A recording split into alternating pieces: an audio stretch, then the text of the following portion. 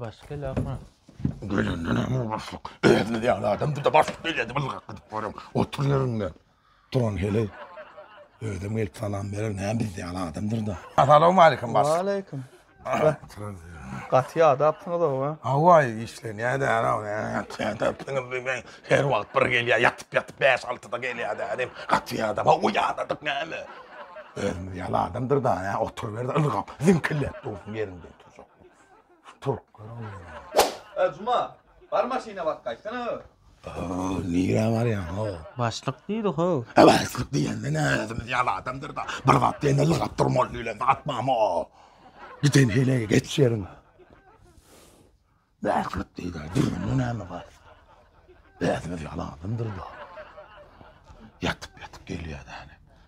Doğru değil mi? Doğru. Bir vat diyende kollusun. Oo. Cuma, var koy der o dastavka bak kaç. Menle dastavşık mı? Başlık değil o. A başlık değil tip. Ne başlık özüm diye adamdır da ne başlık? Oo, önümüzde de yoksun ha. Doğru aydıyan. Ne mi sen dastavşıkla başlık değildi. Diyenli ne mi o? Yürüytü dastavşıklara ola git belki ne edip görmeli fitçi bayları.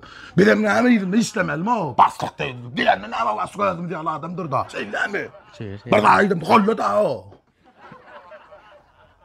Oo, ne mi işlemiyorsun? Sağa da seyret vakit bolu iş oturda uyak aydan la. Doğru ettiğinler başlık özüm diye adamdır da.